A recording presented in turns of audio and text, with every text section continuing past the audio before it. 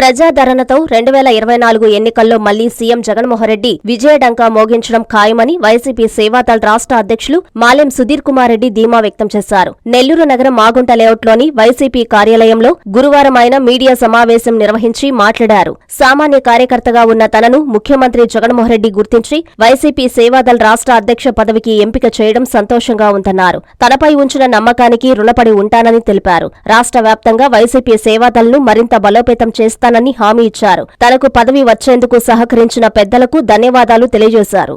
సేవాదళ అధ్యక్ష పదవి నాకు ఇచ్చినందుకు పార్టీ కొరకు మా విభాగం తరఫున రాష్ట్ర స్థాయిలో ఎక్కడ అవసరం ఉన్నా మేము పర్యటించి గౌరవ ముఖ్యమంత్రి గారు చేసే గొప్ప కార్యక్రమం ప్రజల్లోకి విస్తృతంగా తీసుకెళ్లి 2019లో కంటే ఇంకా మెరుగ్గా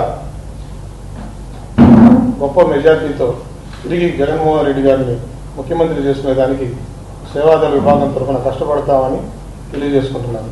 సామాన్య కూరగాయల మార్కెట్ బ్యాక్గ్రౌండ్కి సంబంధించిన నాకు గుర్తించి పార్టీ మొదట సుల్లూరుపేట నియోజకవర్గ పరిశీలకుడుగా, తర్వాత నెల్లూరు జిల్లా యోజన విభాగం అధ్యక్షుడిగా, ఇప్పుడు రాష్ట్ర స్థాయి పదవి రాష్ట్ర సేవాదళ అధ్యక్ష పదవి ఇచ్చినందుకు గౌరవ ముఖ్యమంత్రి నాకెంతో ఇష్టమైన నాయకుడు శ్రీ వైఎస్ జగన్మోహన్ రెడ్డి గారికి హృదయపూర్వక కృతజ్ఞతలు తెలుపుకుంటున్నాను.